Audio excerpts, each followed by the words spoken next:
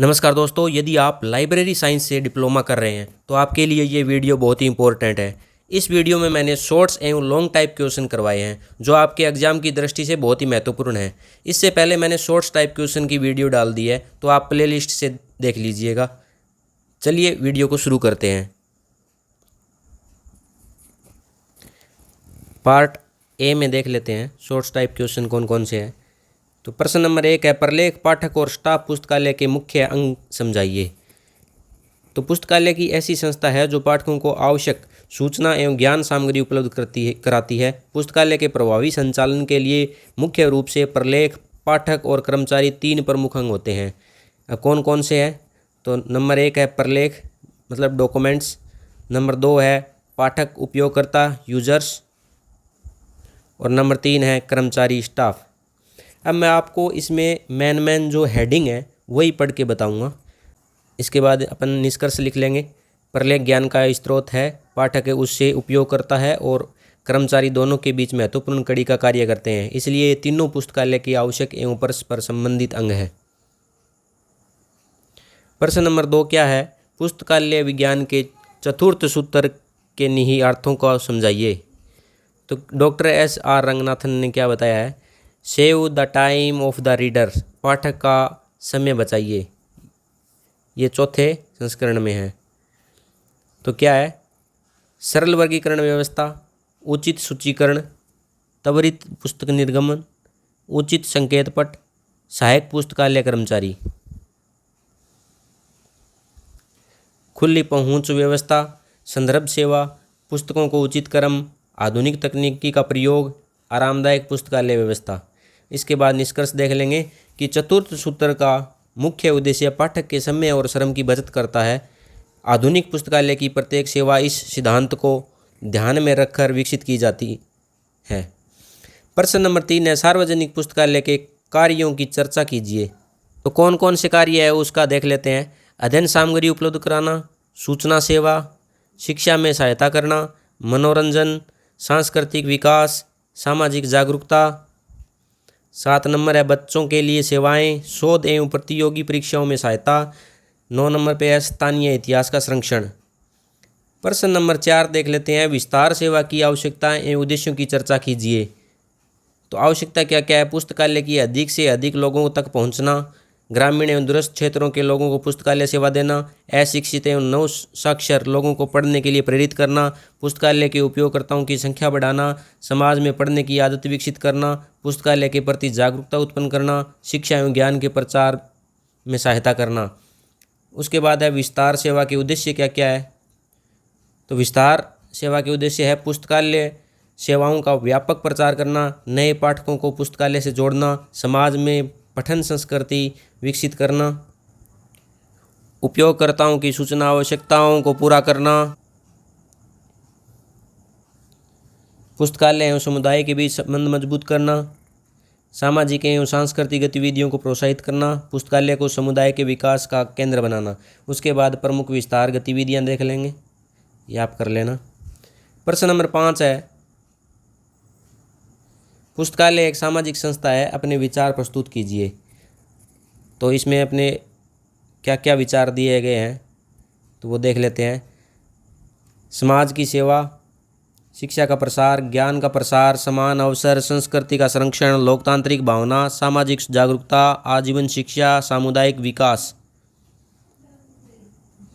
प्रश्न नंबर 6 है, विद्यालय पुस्तकालय के फर्नीचर एवं उपकरणों की आवश्यकता का वर्णन करना है। तो आवश्यक फर्नीचर कौन कौन से है? पुस्तक अलमारियाँ, पठन मेज, कुर्सियाँ, पत्रिका रैंक, पुस्तकालय अध्यक्ष की मेज कुर्सी, कैटलॉग, सूचना रैंक और स्टोरेज कैबिनेट। आवश्यक उपकरण क्या क्या है? Computer, printer, barcode scanner, internet सुविधा, प्रोजेक्टर, CCTV, अग्निशमन उपकरण, बिजली एवं प्रकाश व्यवस्था। उसके बाद फर्नीचर एवं उपकरणों की आवश्यकता क्या क्या है वो देख लेंगे।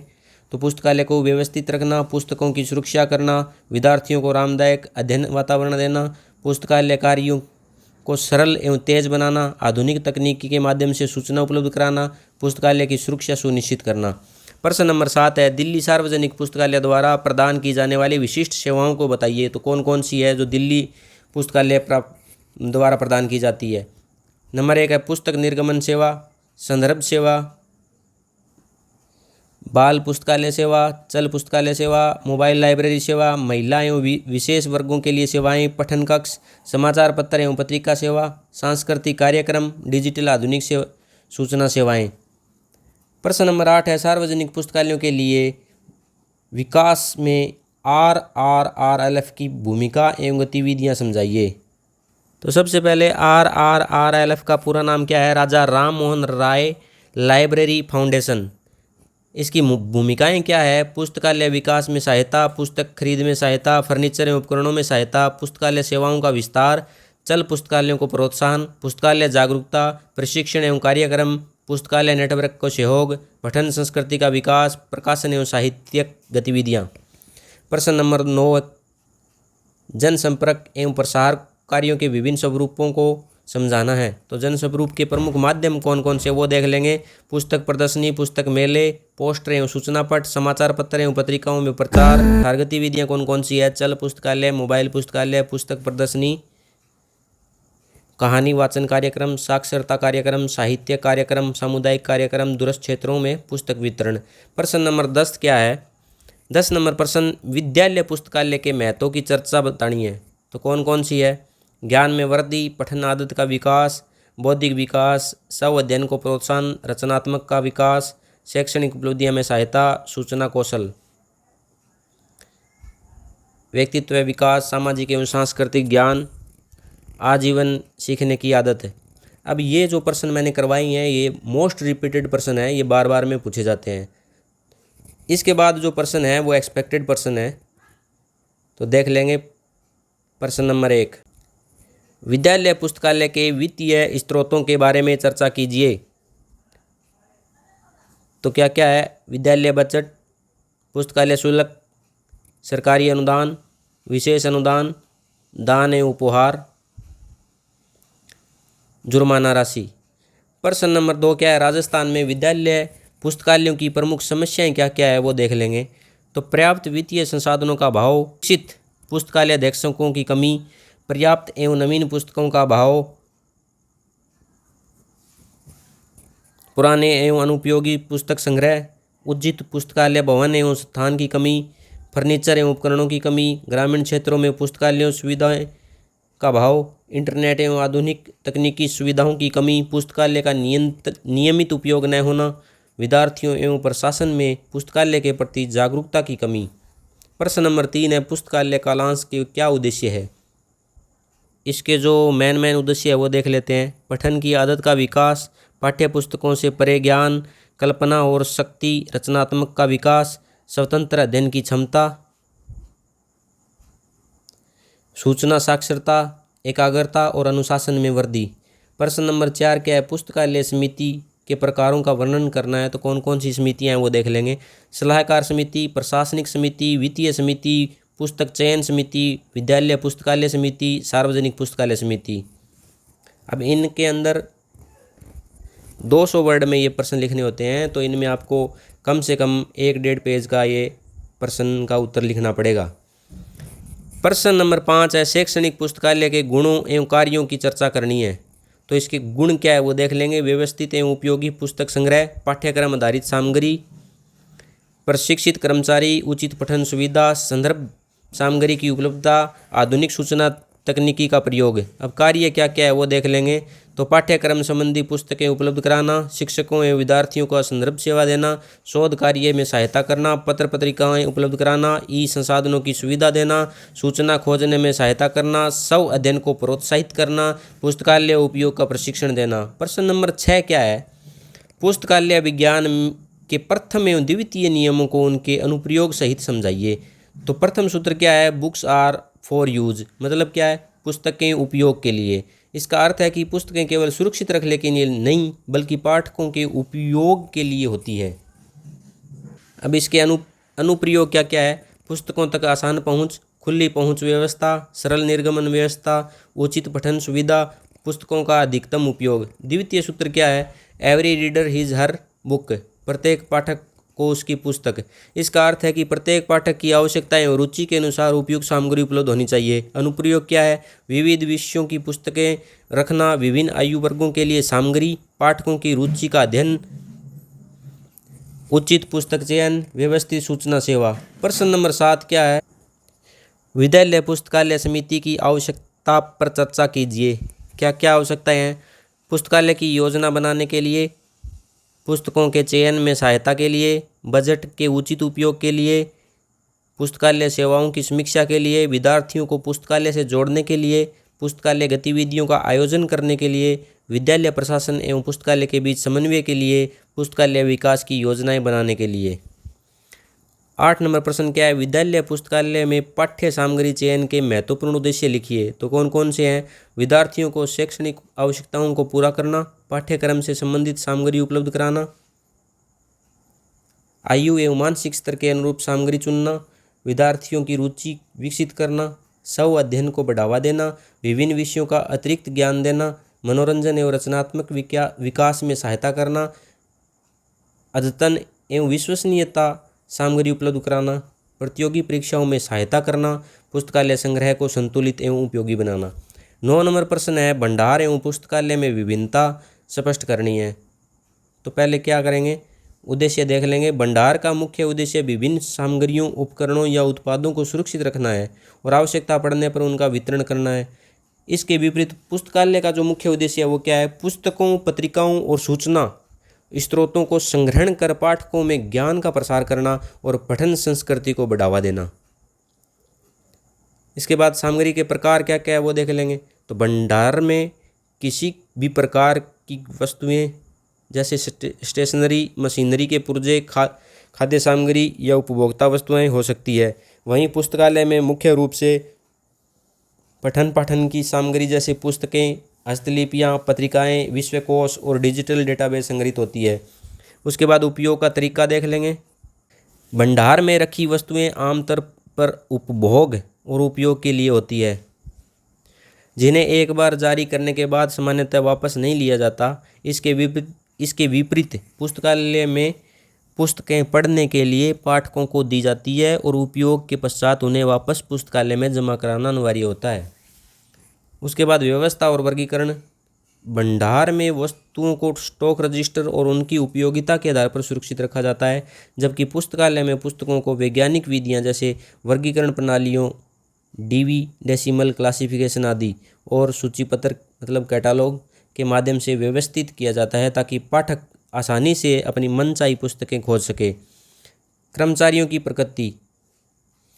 भंडार के प्रबंधन के लिए स्टोर कीपर या इन्वेंट्री मैनेजर होते हैं, जिन्हें सामग्री के रखरखाव और लेखा जोखा का ज्ञान होता है। इसके विपरीत पुस्तकालय के संचालन के लिए प्रशिक्षित पुस्तकालय अध्यक्ष, लाइब्रेरियन और सूचना विशेषज्ञों की आवश्यकता होती है, जो पाठकों की संदर्भ सेवा, रेफरेंस सर्विस प्रदान कर सके।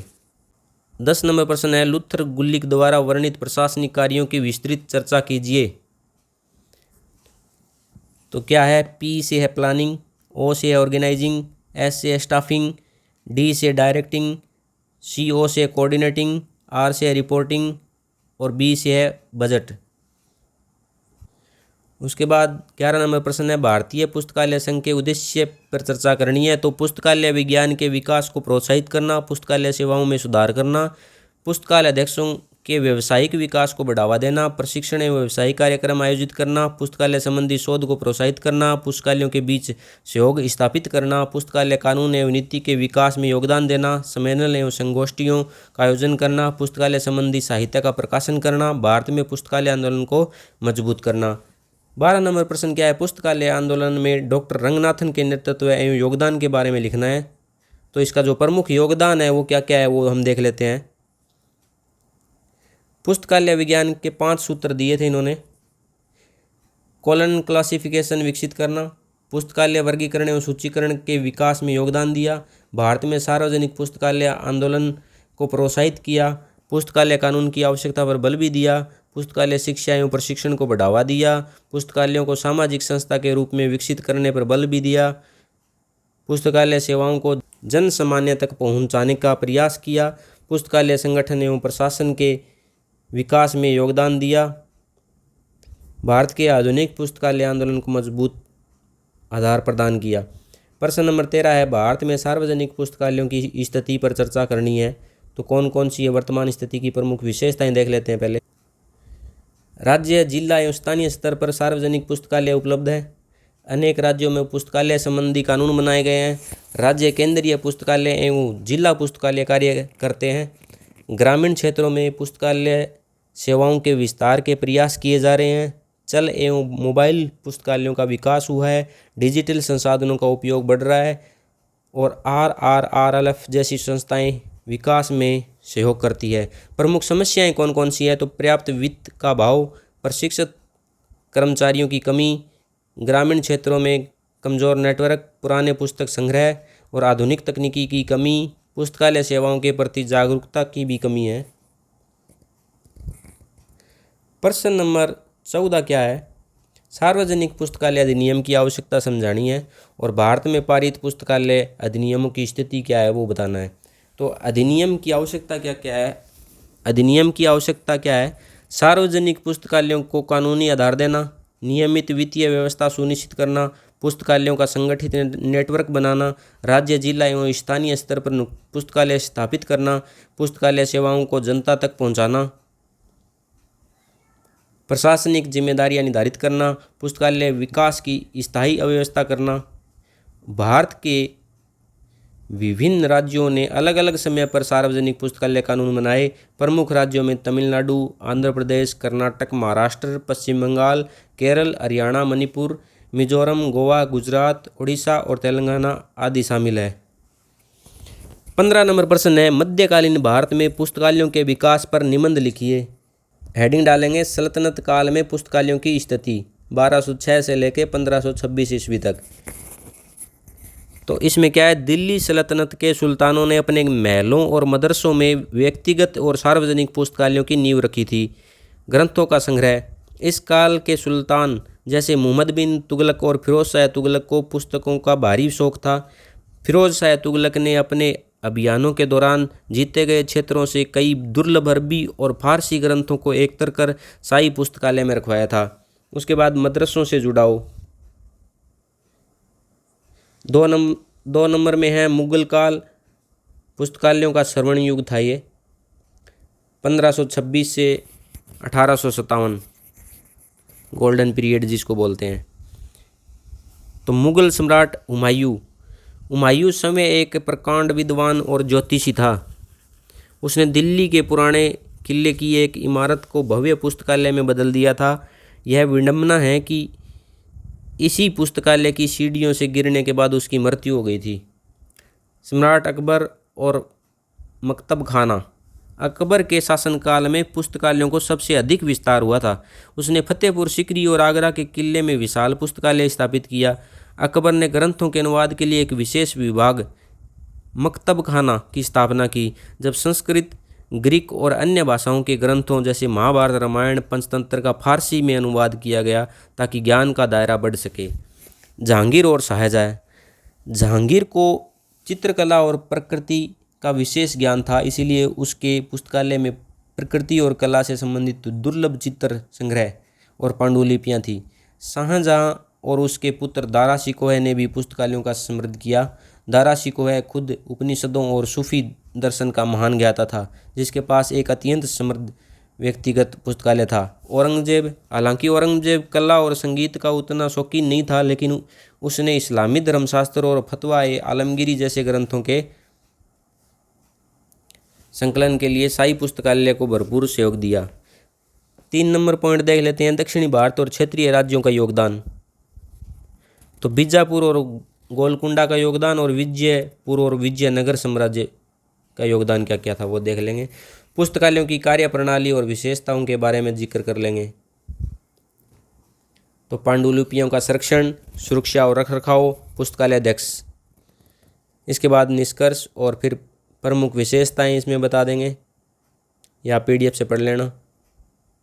16 नंबर प्रश्न है, पुस्तकालय विज्ञान के पंचम सूत्र के निहितार्थों की व्याख्या कीजिए। तो पंचवां जो सूत्र है वो क्या था? A library is a growing organism, पुस्तकालय एक बढ़ता हुआ जीव है। तो इसके निहितार्थ है वो क्या है? पुस्तकालय संग्रह में निरंतर वृद्धि होनी चाहिए, पुरानी एवं अनुपयोगी सामग्री का मूल्यांकन होना चाहिए, नए विषयों की पुस्तकें जोड़ी जानी चाहिए, भवन एवं स्थान का आवश्यकता अनुसार विस्तार होना चाहिए, कर्मचारियों की संख्या एवं दक्षताएँ बढ़ाई जानी चाहिए। नई तकनीकों को अपनाया जाना चाहिए। डिजिटल संसाधनों का विकास किया जाना चाहिए।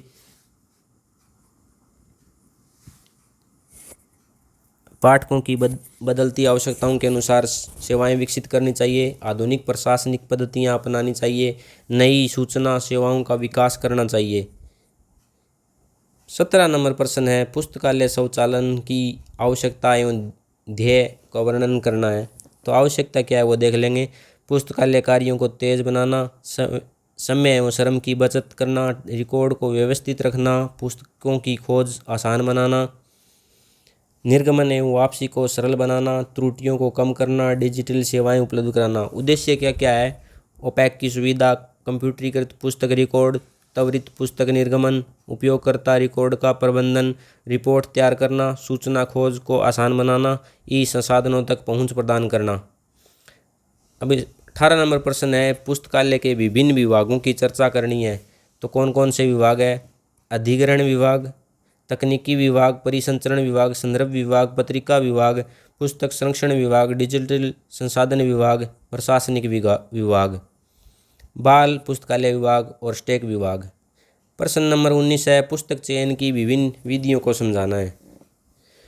तो कौन कौन सी है? पुस्तक विक्रेताओं की सूची से चयन, प्रकाशकों की कैटलॉग से चयन, पुस्तक समीक्षाओं के आधार पर चयन, ग्रंथ सूचियों के आधार पर चयन, विशेषज्ञों की सलाह से चयन, पाठकों की मांग के आधार पर चयन, पुस्तकालय समिति की सिफारिशों से चयन, पूर्व निर्धारित चयन नीति के अनुसार चयन, पुस्तक प्रदर्शनी एवं पुस्तक मेलों में निरीक्षण, ऑनलाइन कैटलॉग एवं डिजिटल स्रोतों से जानकारी लेकर चयन करना। प्रश्न नंबर 20 क्या है? ग्रंथालयों की सामाजिक पृष्ठभूमि पर एक लेख लिखना है। तो पहले पृष्ठभूमि के बारे में थोड़ा बता देंगे, उसके बाद हेडिंग डालेंगे ऐतिहासिक विकास और वर्ग विशेष का प्रभाव। तो उसके अंदर प्राचीन सभ्यताएं और मध्यकाल के बारे में बता देंगे। प्राचीन सभ्यता में क्या लिखना है? मिस्र, मेसोपोटामिया, तक्षशिला और नालंदा जैसी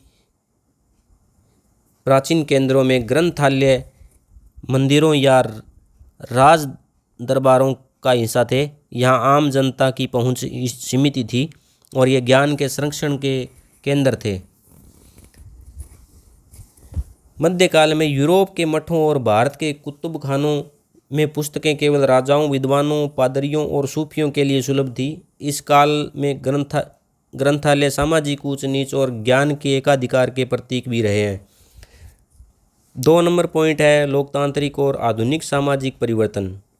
आधुनिक युग में विशेषकर 18वीं 19वीं शताब्दी के बाद औद्योगिक क्रांति, लोकतंत्र के उदय और जन जागरण के साथ ग्रंथालयों की सामाजिक पृष्ठभूमि में क्रांति बदलाव आया। सार्वजनिक पुस्तकालय आंदोलन और समानता का अधिकार। 3 नंबर पॉइंट क्या है? सामाजिक समावेश का समरसता, वंचित वर्गों की पहुंच और सामुदायिक मिलन स्थल। 4 नंबर पॉइंट है, सूचना युग और सामाजिक असमानता। तो इसमें क्या लिखेंगे? डिजिटल युग में ग्रंथालयों की सामाजिक पृष्ठभूमि एक नया आयाम जुड़ गया है, सूचना तक पहुंच और डिजिटल विभाजन। आज पारंपरिक पुस्तकों के साथ साथ डिजिटल डेटाबेस और इंटरनेट उपलब्धता अनिवार्य हो गई है। ग्रंथालयों की यह सामाजिक जिम्मेदारी है कि वे उन लोगों को मुफ्त तकनीक और इंटरनेट प्रदान करें जो महंगे डिजिटल संसाधनों को खरीदने में असमर्थ है। उसके बाद प्रश्न नंबर 21 देख लेंगे। 5 सूत्रों में आधारभूत सूत्र कौन सा है? तो प्रथम सूत्र है वही आधारभूत है, बुक्स आर फॉर यूज, पुस्तकें उपयोग के लिए। इसके कारण क्या क्या है? पुस्तक का वास्तविक उद्देश्य उसका उपयोग है। पुस्तकें केवल सुरक्षित रखने के लिए नहीं होती। पाठकों को पुस्तकों तक आसान पहुंच होनी चाहिए। पुस्तक निर्गमन की सरल व्यवस्था होनी चाहिए। खुली पहुंच को प्रोत्साहित किया जाना चाहिए। पुस्तकालय का वातावरण उपयोगकर्ता अनुकूल होना चाहिए। अनावश्यक प्रतिबंधों को कम किया जाना चाहिए। संग्रह का अधिक उपयोग पुस्तकालय की उपयोगिता बढ़ाता है।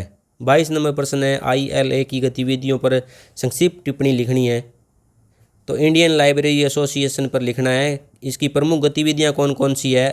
राष्ट्रीय स्तर पर सम्मेलन आयोजित करना, संगोष्ठी एवं कार्यशालाओं का आयोजन करना, पुस्तकालय विज्ञान के विकास को प्रोत्साहित करना, व्यावसायिक प्रशिक्षण को बढ़ावा देना। पुस्तकालय अध्यक्षों के हितों का प्रतिनिधित्व करना, शोध एवं अनुसंधान को प्रोत्साहित करना, पुस्तकालय संबंधी साहित्य का प्रकाशन करना, पुस्तकालयों के बीच सहयोग बढ़ाना, पुस्तकालय कानून एवं नीति के विकास में योगदान, पुस्तकालय आंदोलन को बढ़ावा देना। प्रश्न नंबर 23 है, पुस्तकालय कला से आप क्या समझते हैं? तो इसमें पुस्तकालय क्लास के प्रमुख उद्देश्य एवं महत्व देख लेंगे। सव्य अध्ययन, सेल्फ स्टडी की आदत का विकास, पुस्तक प्रेम और पठन संस्कृति, एकाग्रता और अनुशासन, शोध और जिज्ञासा की भावना। 24 नंबर प्रश्न है, विद्यालय पुस्तकालय के कार्यों की चर्चा कीजिए। तो पाठ्यक्रम संबंधी पुस्तकें उपलब्ध कराना, अतिरिक्त अध्ययन सामग्री उपलब्ध कराना, विद्यार्थियों में पठन आदत विकसित करना, स्व अध्ययन को प्रोत्साहित करना, संदर्भ सेवा उपलब्ध कराना, समाचार पत्र एवं पत्रिकाएं उपलब्ध कराना, शिक्षकों को शिक्षण सामग्री उपलब्ध कराना, विद्यार्थियों के बौद्धिक विकास में सहायता करना, पुस्तकालय उपयोग का प्रशिक्षण देना, शैक्षणिक एवं सांस्कृतिक गतिविधियां आयोजित करना, प्रतियोगी परीक्षाओं की तैयारी में सहायता करना और डिजिटल संसाधनों का उपयोग करना। 25 नंबर प्रश्न क्या है, शैक्षणिक एवं सार्वजनिक पुस्तकालय में अंतर क्या है वो बताना है। तो पहले उद्देश्य देख लेंगे, उसके बाद पाठक वर्ग के बारे में बताएंगे, फिर संग्रह की प्रकृति, फिर सदस्यता और नियम, या PDF में पढ़ लेना, फिर उसके बाद वित्तीय स्रोत, फाइनेंशियल सोर्सेज के बारे में पढ़ लेंगे। प्रश्न नंबर 26 क्या है, भारत में पुस्तकालय आंदोलन से क्या समझते हैं? तो प्रमुख विशेषताएं क्या क्या है वो देख लेंगे। पुस्तकालयों को जन सामान्य तक पहुंचाना, सार्वजनिक पुस्तकालयों की स्थापना, पुस्तकालय कानूनों की मांग एवं विकास, पुस्तकालय शिक्षा एवं प्रशिक्षण का विकास, पुस्तकालय संघों का गठन और डॉक्टर SR रंगनाथन का योगदान, राज्य एवं स्थानीय स्तर पर पुस्तकालय नेटवर्क का विकास। ये शायद प्रश्न ऊपर आ गया है। प्रश्न नंबर 27 क्या है, विद्यालय पुस्तकालय भवन नियोजन में किन किन बातों पर ध्यान रखना चाहिए? तो विद्यालय में सुविधाजनक स्थान, पर्याप्त क्षेत्रफल, भविष्य में विस्तार की संभावना, पर्याप्त प्राकृतिक प्रकाश, उचित वेंटिलेशन, शांत वातावरण, पर्याप्त पठन स्थान, पुस्तकों के लिए पर्याप्त स्टैक क्षेत्र, पुस्तकालय अध्यक्ष के लिए एक कार्य क्षेत्र, विद्युत एवं इंटरनेट की सुविधा होनी चाहिए, अग्नि एवं सुरक्षा व्यवस्था होनी चाहिए, दिव्यांग विद्यार्थियों के लिए सुगम पहुंच होनी चाहिए, उचित फर्नीचर होना चाहिए, बच्चों के लिए सुरक्षित एवं आकर्षक वातावरण होना चाहिए। 29 नंबर प्रश्न है, विद्यालय पुस्तकालयों के उद्देश्यों को स्पष्ट करना है। तो ये देख लेना, विद्यार्थियों की शैक्षणिक आवश्यकताओं को पूरा करना, पाठ्यक्रम से संबंधित अतिरिक्त सामग्री उपलब्ध कराना, पढ़ने की आदत विकसित करना, स्व अध्ययन को प्रोत्साहित करना, बौद्धिक विकास, रचनात्मक एवं आलोचनात्मक सोच विकसित करना, सूचना खोजने की क्षमता विकसित करना, विद्यार्थियों को अच्छे साहित्य से परिचित कराना, शिक्षकों को शिक्षण सामग्री उपलब्ध कराना, आजीवन सीखने की प्रवृत्ति विकसित करना, व्यक्ति विकास में सहायता करना, ज्ञान एवं संस्कृति के प्रति रुचि उत्पन्न करना। उसके बाद में जो लॉन्ग टाइप प्रश्न है वो देखेंगे। प्रश्न नंबर 1 है, पुस्तकालय सेवाओं के बदलते परिदृश्य में पुस्तकालय विज्ञान के नियमों की चर्चा करनी है। तो कौन कौन सी है? पुस्तकें उपयोग के लिए है, 2 नंबर पे प्रत्येक पाठक को उसकी पुस्तक, 3 नंबर है प्रत्येक पुस्तक को उसका पाठक, 4 नंबर है पाठक का समय बचाइए, 5 नंबर है पुस्तक एक बढ़ता हुआ जीव।